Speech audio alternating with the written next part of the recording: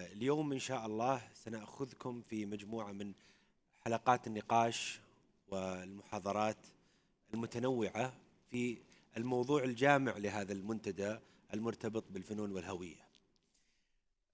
أنا عبد اللطيف بن يوسف، سأكون إن شاء الله من يقود هذا الجلسات لهذا اليوم.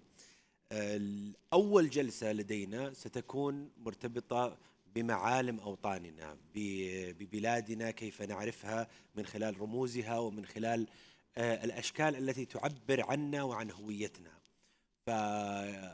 فسأبدأ ببلادي فأقول: بلاد هي القلب للعالمين، وكانت هنا منذ أن قيل كن، هي الأصل قبل نشوء الحضارات، وهي المدائن قبل المدن، بها مهبط الوحي والمسجدان، نبي مشاها هنا وأتمن.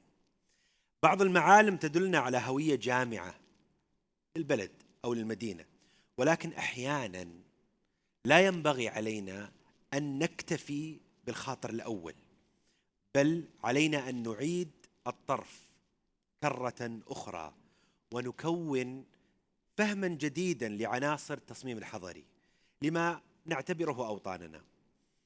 في هذا الحلقة النقاش سيكون معنا المهندس المعماري الأستاذ إلياس السويدي، وكذلك المهندس المعماري الآخر الأستاذ وائل الأعور، ومعنا من الفضاء الافتراضي الأستاذ سوف فوغيمتو المهندس المعماري كذلك. فليتفضلوا إلى المسرح.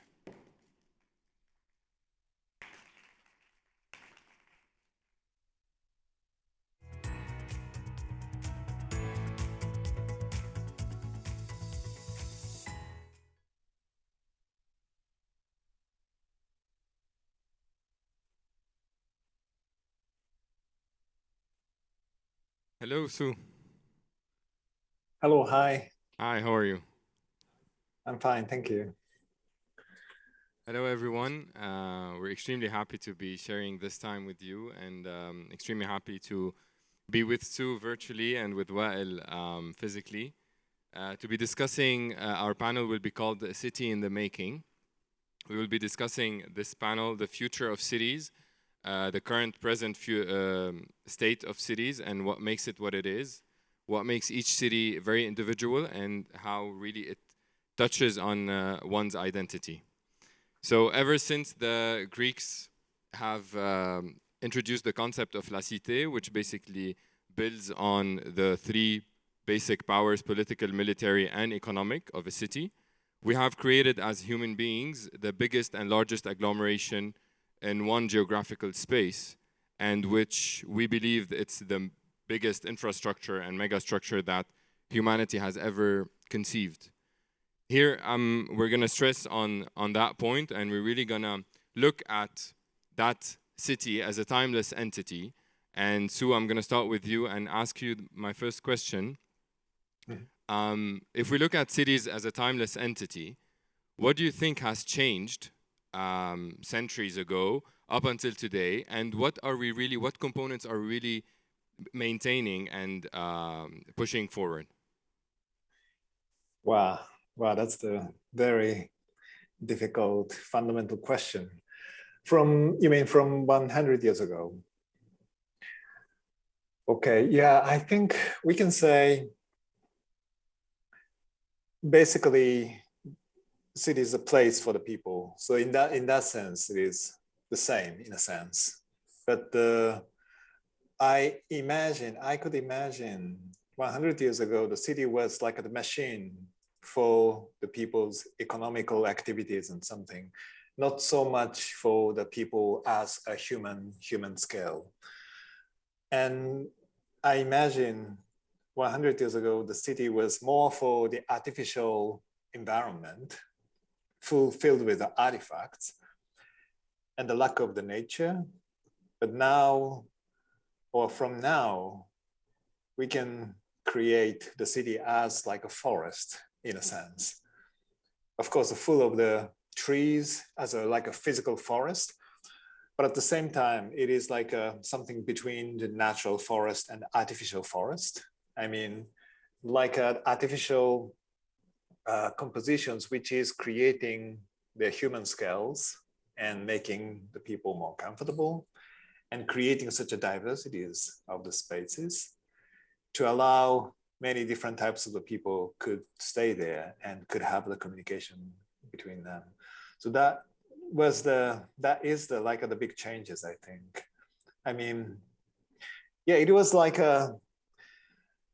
I imagine the city was like the huge infrastructure 100 years ago. And now the city could be more like the place for the people, individual people in a sense, and individual communications to each other. And yeah, the city could be like the forest, which means the place of the diversity. Yeah, something like that. Yeah, that is the maybe, yeah, my answer. Awesome. Well, would you like? I love the concept of the forest. It's a gigantic system, right? That completely works with one another and really is interwoven with each other. Well, would you like to? I completely agree with Sue, and would add that I'd add a bit more to what Sue is saying, is that today also cities are connected to one another. So a city can no longer be seen as also an individual city, but a cluster of cities become this city also kind of situation. And, you know, it's, I think 100 years ago, the cities had a more monotonous face to them, probably. And today, cities are no longer belonging to a national identity, let's say, right? So they've become like, cities have people from all over the globe living in them with different cultural backgrounds. So this is, I think, what the forest of diversity that comes into play. And these need different schooling systems, they need different infrastructures to support them. So cities have become very different in that sense, you know, and interconnected also with one another in a way. So, and this is where maybe the human element that Sue is talking about comes also into the city scale. Cities are no longer just infrastructures serving for economies, but they also serve for the people living within them that also have become very aware of this disconnection of the previous city and start to demand new things in the city, the parks, the playgrounds. You need them, or else you say, you know, I'm not going to live here. I'll go look for a better city that can offer me these comforts of life in a way. It's true that standards of living today are somehow a big parameter in shaping our cities and the role of the individual itself in that city. I want to kickstart and jump on the future. And here I want to say that first, we're in a country that is launching one of the most amazing case studies, which is Neom as a futuristic city.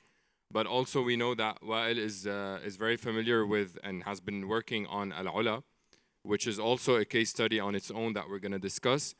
And Sue is working on the master plan of the Expo in 2025 in Osaka. So we're going to tap into the future, looking at these case studies and see how we can really manage to understand what components are building those and affecting those cities. We start with Al-Ula. Yeah, I think Sue is familiar with Al-Ula too, my understanding. I mean, Al-Ula, yeah, I visited Al-Ula, and what I really loved with what RCU and AF Al-Ula are doing there is that you feel there is a very sensitive approach to design, and every individual project is really thought of very carefully and kind of sensibly. And they're trying to work on designing from within. So you feel projects are really very site-specific, very contextual, and very much of the place, yeah? They are not imposed or transported to Al-Ula.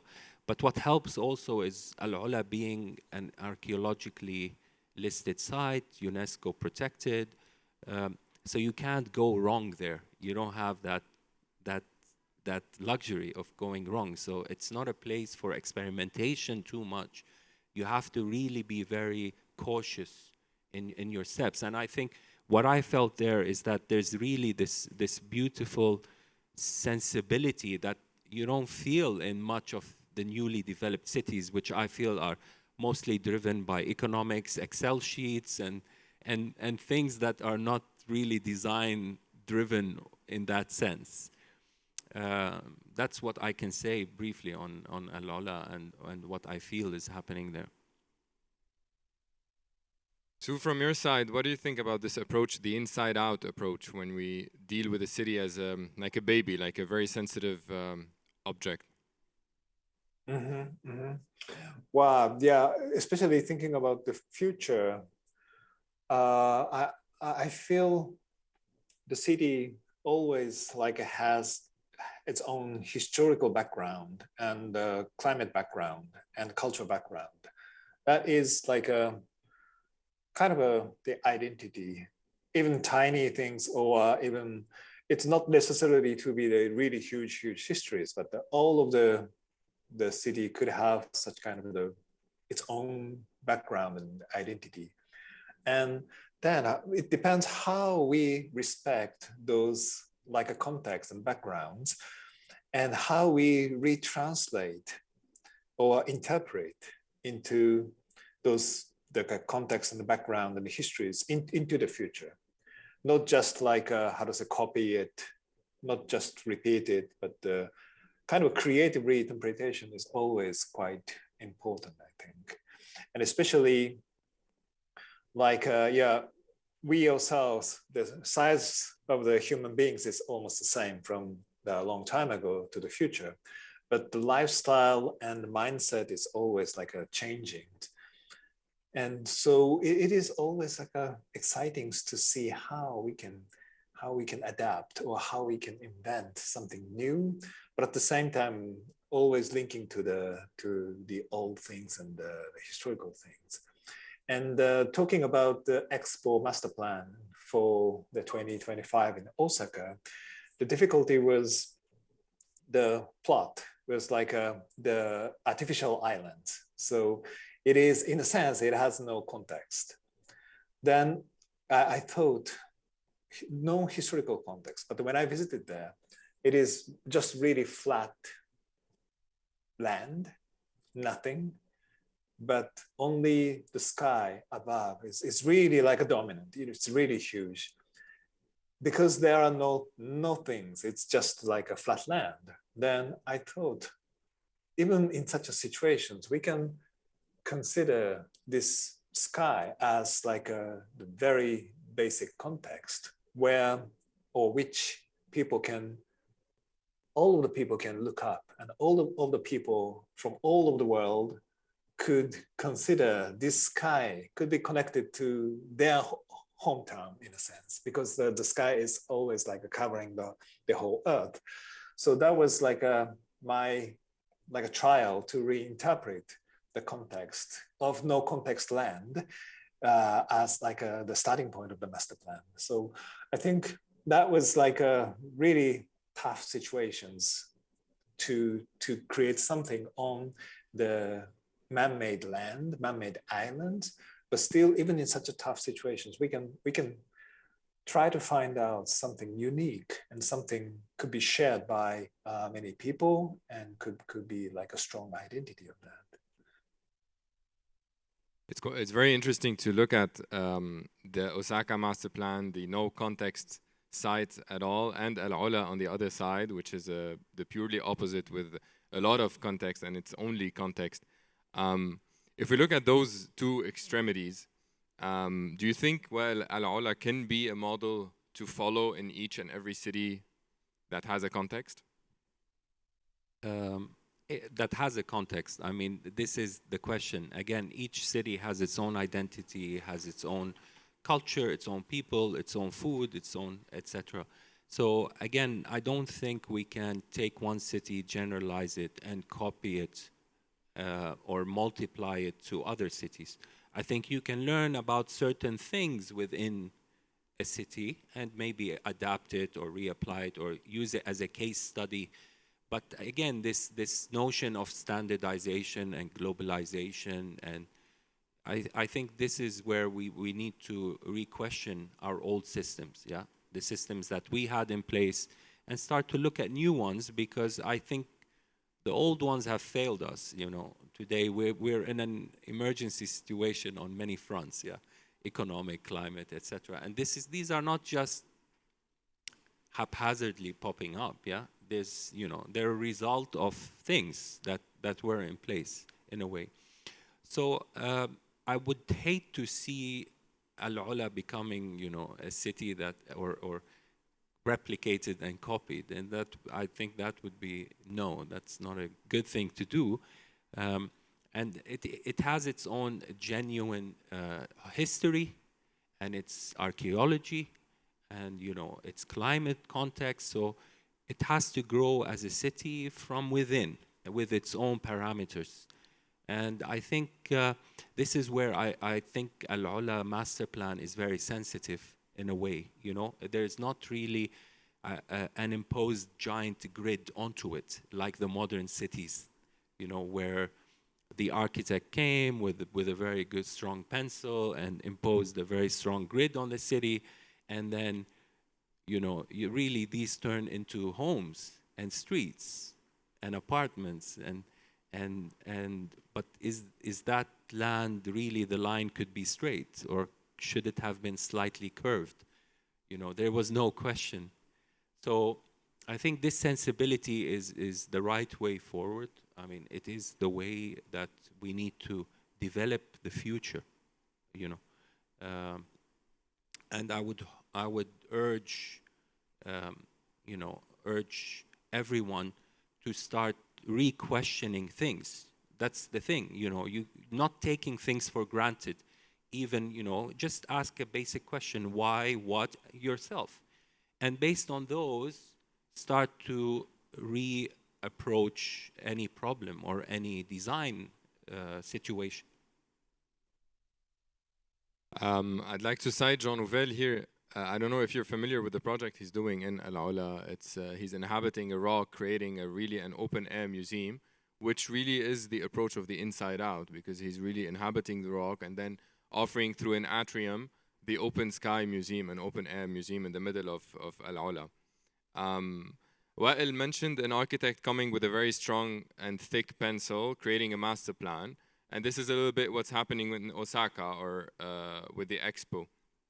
Do you think what are the main features that you're looking at, the biggest components to be taken into consideration when drawing such a master plan? Mm-hmm. Well, in case of the expo, of course it's like they're making the city from nowhere, nothing. So it's like a master plan of the city, but at the same time, it is like a really short-term kind of the big event. So it is, in that sense, it is something different from the urban master plan. But yeah, what I was thinking about was it's like the integration of the different layers, many different layers, functional layers, and more like more general messages to the world, and then more like the identity which local people can consider this could be the goal or something like that. And then I created the huge ring. It's like a big circle which has like 2 kilometers to walk around.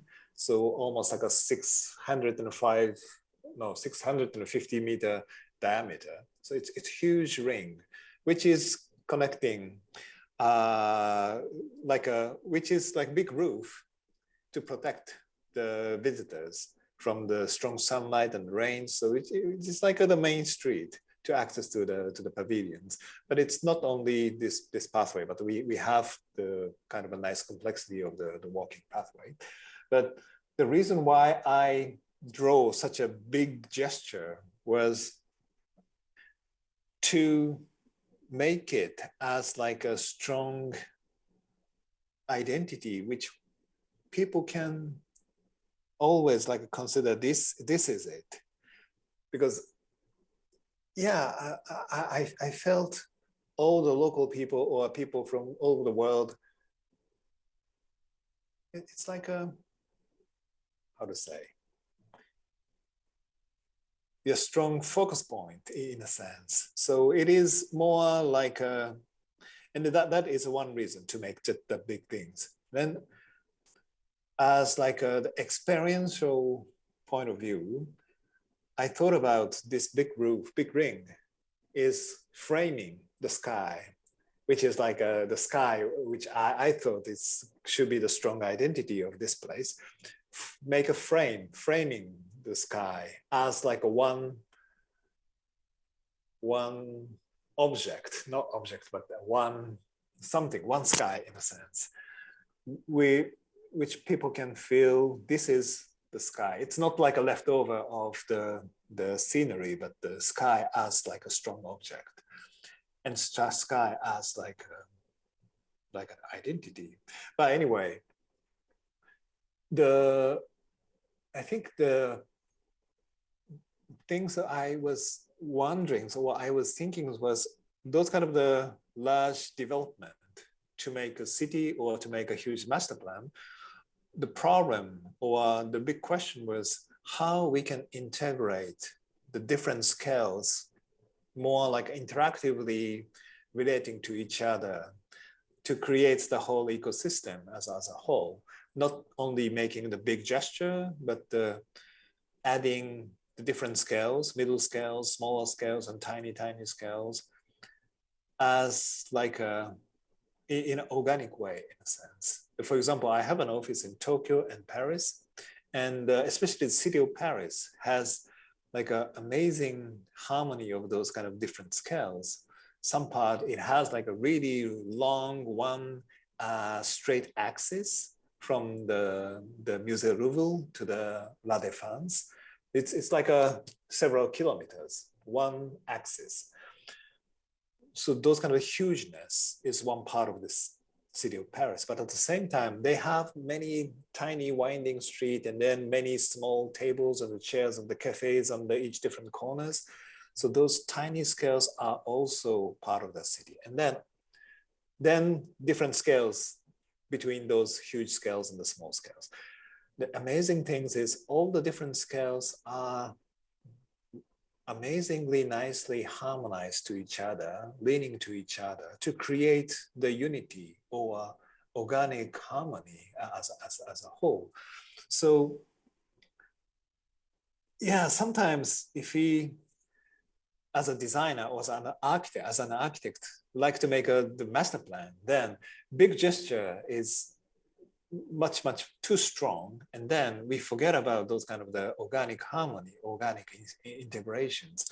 That could be I think the point. We need to be very careful and we need to be very creative to find out new way to create such a organic harmony of different scales and different components as a whole. And that is like that is why I was talking about the forest. We can get the good hint or inspirations from those kind of the natural ecosystems.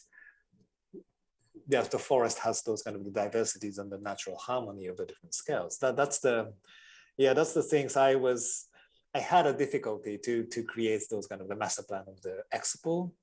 And then at the same time, I had like those inspirations to go beyond that. Beautifully said. I like the metaphor of the forest, because when you look at the forest from an aerial view, you see just a patch of green, and then as long as you zoom in and the larger you get in, you're going to keep on seeing those instances and those experiences you're talking about, which create the harmony, absolutely the harmony in that forest, and create life in that forest and the role of life or one's presence. And this is where we come to the responding to the theme of this art week. Where does one stand in a city? Where does one's identity stand in those in between those, from the landmarks and the big gestures to the instances and the experiences that one can get. Yeah, sure. I think, the landmarks are, the different scales like Sue is talking about is absolutely necessary. And it's about how do you control or balance as an architect, without really missing a layer within these many layers. You should, as Sue is saying, there are so many layers, and you have to have the intricate eye to go into every and single layer. And some layers might be bolder, that are necessary. And I think, as Sue is saying, when you have an expo site and it's a temporary kind of event and you have all these national pavilions participating, you want to bring one gesture that unites them all, and that the people get it in 1 second, that people can understand what is this, This is a circle that brings everyone together and frames the sky. That's necessary, I think, in such exhibition sites when having a master plan, and then you fold in, you zoom into the nice streetways with the street vendors and the food stalls, and and then you go into the other layers. On a city level, it's kind of different, because again, that's a livable thing. And cities, today's cities built from scratch are very rare in the world. Yeah. So the GCC, let's say the Gulf, Saudi Arabia, is attempting to build cities from scratch. And I think this is where it's really challenging and difficult at the same time. And you question how can we really approach this in a way? Cities, the cities we know, Tokyo, is built over so many thousands of, hundreds of years of centuries and different people together. I'm from Lebanon, and Beirut has built on, how many centuries of different people. So it's layer of a city over layer of a city over layer of a city. But when you go to a new site and say, okay, we're going to build a city there, I am sure you will have to identify, okay, I need to set some landmarks or some certain gestures to start to define or probably orchestrate the making of this city. And then I think, of course, even in the past, always cities had landmarks. And they represent the pride of the culture, I think, or the pride of the civilization of that city. Every city, every civilization wants to leave a legacy or make us, it's not about leaving as much as probably proving their identity or portraying their identity in a certain gesture. And then these become their simple symbols as the symbol, as the circle in the expo, or something that people get. I am from this area, and we have a certain identity that is symbolized by this icon that is in the city.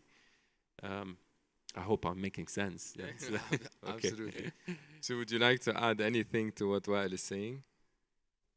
Well, yeah, I totally agree with what Wael says. And especially, important things is it should be like the proper layers of the time and layers of the different activities. The important things is we should not wipe out something completely and creating something new, but we just keep whatever kind of the history, big history or tiny history or just a memory, and then adding the layers on it. And then proper positive complexity could be created layer by layer. And of course, sometimes it takes many, many years, but even in short terms, for example, in 10 years, it's already quite like a long history, I think. And then we keep whatever kind of it is like a new way of the design, because sometimes we design kind of erasing something and then making a lines on the white paper. But if you just keep whatever kind of our ideas or different people's ideas on the same papers, and then drawing something on it, then I think something nice complexity is coming out from that. And it is, could be, hopefully it is more like not like a design by one meisters, but the co-creating something together or discussing, and it is getting more and more, I think, the new way of the creation for the future. So we can try those kind of the many different methodology to create something new by like not by at one time like a big gesture, but more like adding something new, but with many layers. We're going to tap into the crises that we're facing today in today's world mainly, and looking at the sustainability issue, and really on a planet that is warmer every day, in a climate that is constantly changing. Do we really need another city? You have to have another city. I mean, this is not. I think this is not debatable. You know, I think in the wetland exhibition we presented at Venice, it's all about that. You know, today we're a population of 7 billion people. By 2050, we're going to be a population of 10 to 11 billion people on the planet. Yeah. The Bill and Melinda Gates Foundation report in 2019 says we have to build the equivalent of one New York City every month for the next 40 years to meet this growing population demand. So the question of do we need to build cities is not a question. We need to. I mean, and you can't come and say, oh, we have to start thinking how to control population growth. This is also unrealistic. So we have to be realistic.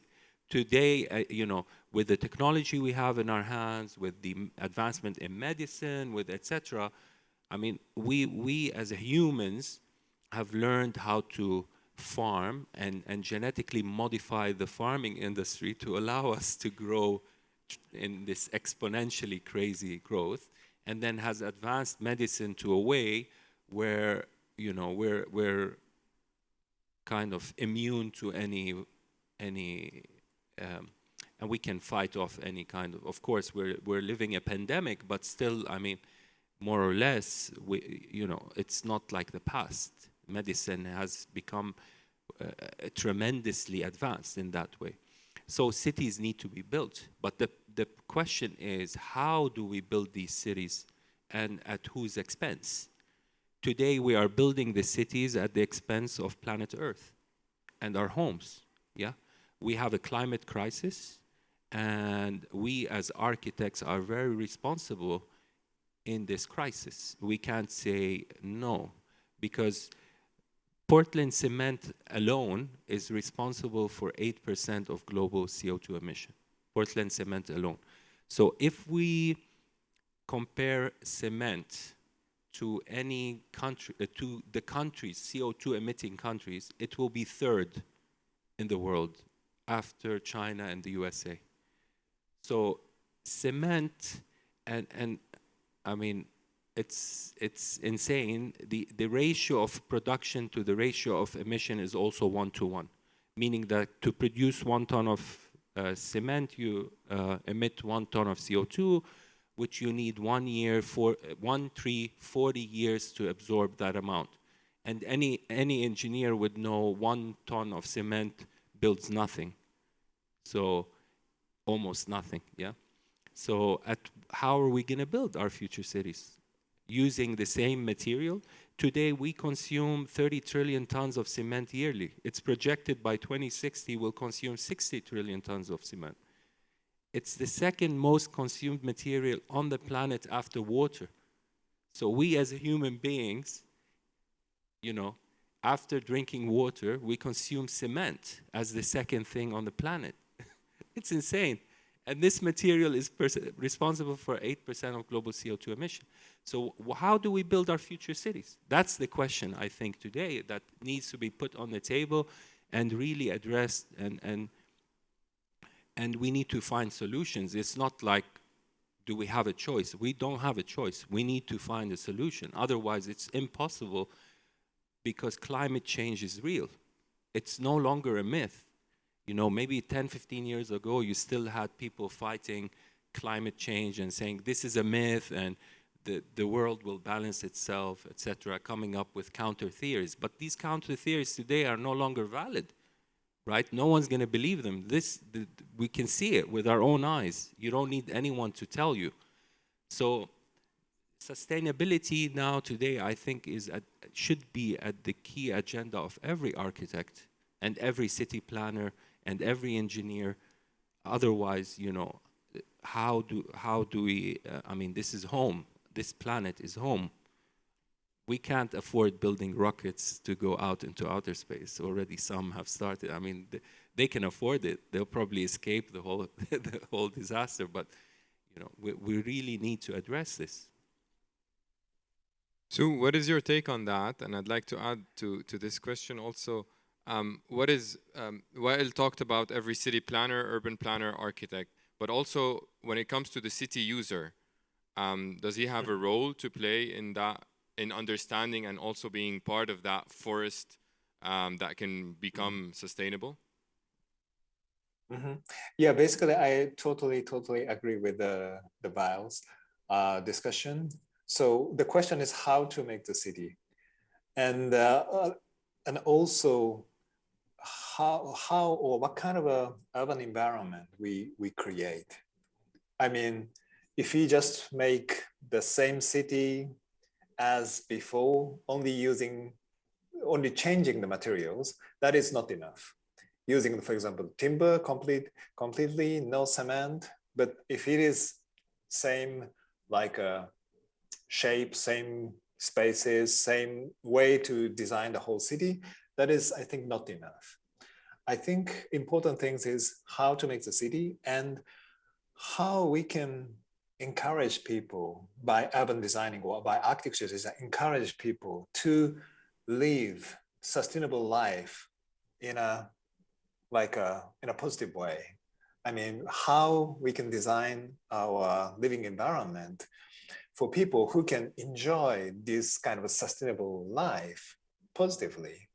That is completely changing the way, for example, to make a street, not for the car, but the different vehicles, and the completely different way to design the building or architecture, not using so strong boundaries divide between inside and outside, but more like enjoying the natural ventilations, natural airs, or enjoying whatever kind of the natural event and accident even.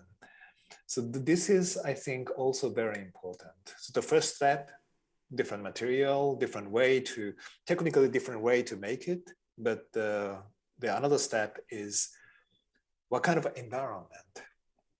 Not making the same buildings by the different materials, sustainable materials, but the interfaces to the nature or interfaces to the world itself could be different. And then the mindset of the people, the user, urban user, mindset of the urban users could be changed to be more like a naturally enjoy the life of the sustainable materials, sustainable thinkings. It's not like should not be forced people to follow to these rules to be sustainable, but should be the whole environment, including the architecture and the design of all the products and the urban designs. All of those design could just make people simply enjoy their life of the sustainability. That is, I think, very important and very challenging in a sense. Yeah, I mean, exactly. And the prototype we presented at Venice was about also, you know, re-questioning the modern production of space. And I think that's what Sue is talking about. You know, we can't go back and use the same systems we've used to produce space, because those systems were based on certain models. We have to look for new models and put in place new systems. And then, you know, how to bring back culture, identity into the production of space and architecture, and how to bring, I'm personally interested also in how to bring the craft back into making space and architecture, the craftsman, which has completely disappeared. And what is the role of the architect in this production system? Today, we architects are obsessed with, you know, controlling the site, even to a scale of 1 to 5 detail. But that was never the case. I mean, you're telling the builder, you have, you know, you just follow what I'm saying. You have no brain, and that you cannot have any say in doing this. It's only me. And I can send this drawing to Brasilia and get built, Australia, and get the same thing built. But then how can I use the craftsman there to help me design the space and co-author it with me? So maybe, you know, we need to rethink our systems also as architects and designers to be more inclusive. I think Sue was talking about this before. It's about how do you gauge other planners to plan together. It's not about me. It's about the we, maybe more about how do we be more inclusive in our systems of generating or producing space, bringing back the craftsmen into the production of space and materiality, because they know materials probably better than we know materials, right? I mean, a carpenter would know wood much better than an architect would know wood. So maybe the detailing of that should be left to him. And I wouldn't worry so much and focus on something else. But I mean, it's more about the systems we have in place and how can we step out from this comfort zone that, I mean, the education system has put us in this space, but we know now that we have to change these systems and enjoy this new process or in this new way forward.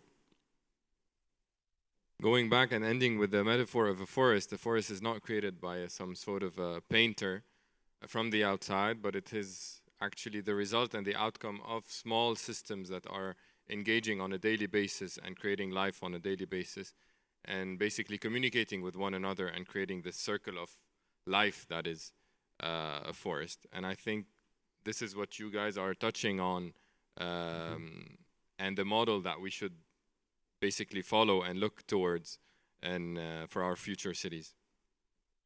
Thank you so much, Sue. Thank you so much, Wael. We're going to jump into a Q&A with the audience. Yeah, thank you very much. It's really, yeah, exciting discussion there. Okay, yeah, let's see the question.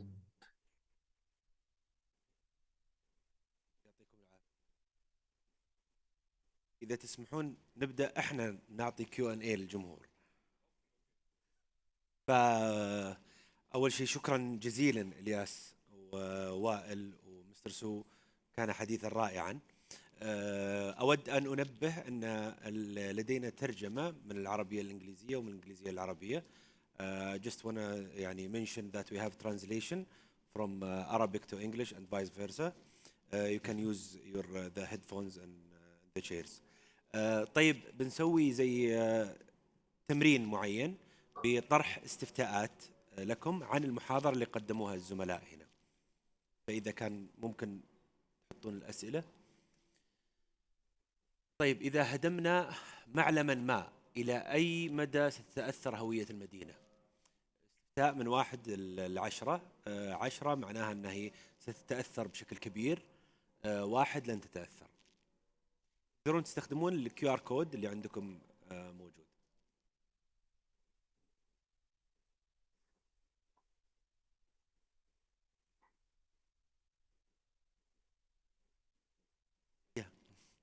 So basically we're asking the audience the question, if we demolish a landmark, to what extent would the city's identity be impacted?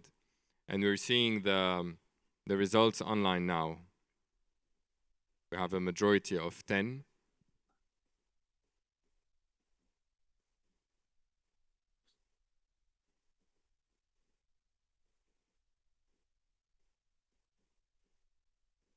طيب معناها ان 35% يرون انه تؤثر بشكل كبير. السؤال الثاني: ما هي العناصر التي تحدد المدينة؟ What are the elements that identify a city? هذا بالكتابة يكون عن طريق الوورد كلاود. خلينا نشوف ايش العناصر ترونها انتم.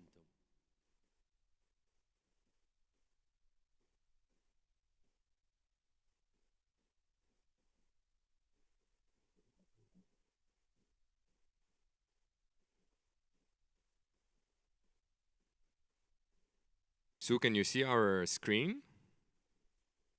No, I don't see it. Okay, perfect. I'm going to Right. read the largest Mhm. words History we're and getting. people. History and people is the biggest, is the two Mhm. biggest words that we got. Mhm.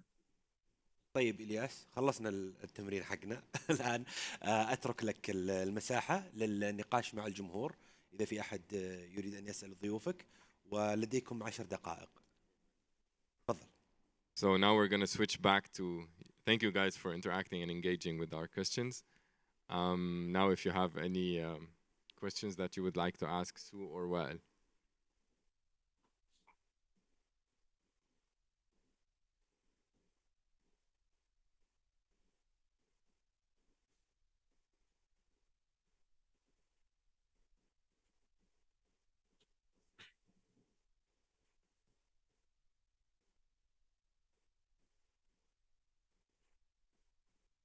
Yeah.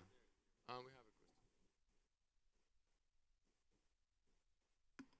question. Thank you. I want to ask a question about how are we going, because the futures city are a reflection of our future. We are going now through major changes toward the virtuality, the virtual world, and how these future cities are going to capture this parallel world we're living in. That's one question. And also there are, in the city now, as I'm talking from the creative sector perspective, we have a lot of éphémère, I don't know the word in English, you can help me, temporary, ephemeral installation, histories, events, things that happen. And I think these are one of the challenges, how the future city will capture those, the éphémère, the creation, the emotions that will be created through those actions.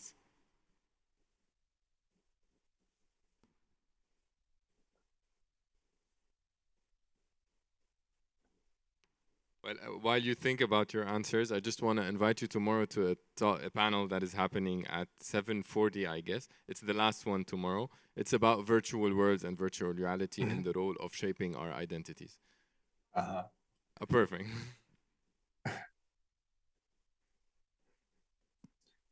Well, basically, I'll just to touch on, of course, I mean, as I said, technology today is at our disposal. We created technology and we produce technology to serve us in a way, right, as a human being. So the results are always something that we need. It's based on a need, right? So that's how we build our technologies. And I think if we use them wisely and correctly, I mean, of course, they are to the benefit of cities and the growth of cities. They can help us to solve a lot of problems, not only in architecture. I mean, in architecture, technology could be used to solve or to understand flow and activity of people through space and time, mapped and then used to help us as designers or architects to probably enhance or develop these streets, etc. They can be used in the research of materials also. I mean, for a research that I'm conducting recently on cement and alternative cement, it's all based on technologies in advanced material research labs that help us to do that. I mean, we need this equipment and machinery to do that. And it couldn't have been possible 20 years ago. These equipment were not also available. So I'm not an expert in that, but I would say that if used correctly, I mean, we can really help. They can really be of great help. Mm-hmm. Yeah, I'm also positive for the future of those kind of the integration of the virtual and the real, because yeah, for now we already have like a Google map on our iPhones and then walking around the city following to that. So it is already quite like a mixed. And then perception of the people, their human being, is quite like amazing in a sense, adapting those kind of the new situations. So still those physical city, physical urban situation, physical like a living environment is quite important to create the basics of our life. And then the virtual things is always in a very different way, could be mixed on it. And then I'm very positive. And then the interesting things is physical things is always like out of our control. And that is why it is very exciting. On our like virtual situations, we can just choose whatever we like to see, but the natural environment or the physical environment is always something beyond our like a control, and that is quite like full of the excitement. And I hope future people could still enjoy those kind of the accidental or out of control something, because that is the key. We should not control. We should not intend to control everything. As Vile said, if it is out of control, then it is getting much rich in a sense. That could be the key of how enjoy the whole nature and how enjoy the other people and how enjoy those kind of the diversities in a sense.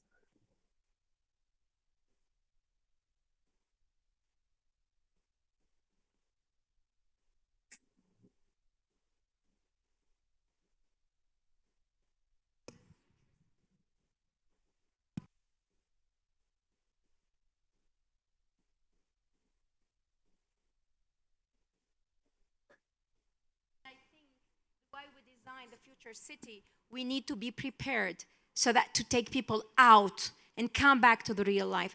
So when we design those cities, we have to be aggressively competitive to the virtual world. That's old generation talking, but that's my I like that old generation talk.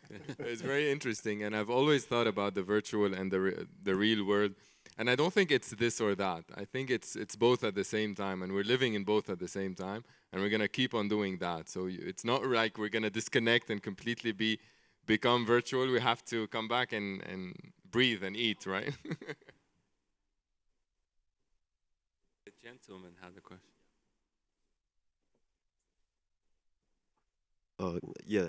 I wanted to ask you, as an architect, is it more difficult to build a new city from scratch, or is it easier to rebuild it on top of an old system? Because sometimes these old systems, they don't allow you to be creative, they don't allow you to create new solutions for new problems, because as time goes on, we keep evolving as human beings and we keep changing. So what is your point of view on that? And if someone wants to build a new city, what advice would you give them to build a new city, to give a moment or a chance for different architects to continue building on top of it? Yeah, I think this is a great question, but what we were talking about also, I mean, memories play a big part of a city, yeah, and history play a big part in the city. I think that was there. I mean, and that when you are building on a city and keeping the memories and keeping the certain landmarks and keeping and layering it slowly, that richness, I don't think we can build from one go from scratch. It will need to go through this, this time requirement, right? So the first attempt, I believe, would be very challenging, really challenging, because again, it will miss all these beautiful things that exist in other cities and your previous visits. I mean, when you think of a city today, you know, I think of a city that I want to go back to. I'm thinking, oh, I want to go back to that opera house. There's a music there, or that restaurant, and that restaurant is the, you know, so there is always this connection, not only to architecture, but, you know, to memories, to people, and that is not existing in new cities, and you can't bring it in as an architect, you know, and you can't bring the diversity of the different people, because also history of like the 200-year-old house, the 100-year-old house, the 50-year-old house, the new house, and the beauty of how they coexist. You know, tabula rasa architecture does not have that, and that's where, you know, I think a lot of richness will be definitely lost. Yeah, I agree with that. And then, yeah, I'm very glad to see your answers to the question, how the identity of the city after demolishing the landmark, and how we can still keep the identity of the city. And then you answers is people. That is really amazing, like answer, people, and memory, and life. This is the fundamentals of the city. Even though like the landmarks and some things demolished, still, if the life is there, the memory is there, then yeah, that is the city. And yeah, as Vile said, creating a life is quite like difficult. But if we have a life, then we can, yeah, we can create something new, adding something new, renovate the city, then reinterpret the existing ones. Those are like a much, I think, easier, and then more like adding the richness of the experiences on it. If you make it from the scratch, then the city as a like an object will be there, but the life is not there. That is the huge differences, and it's much more difficult to bring the life on it. Hello, thank you for this amazing talk. My question is, do you think that the boundary between the big cities and the small cities will be blurred in the future due to the advanced technology that will bring like more democratic opportunities for people everywhere in terms of lifestyle?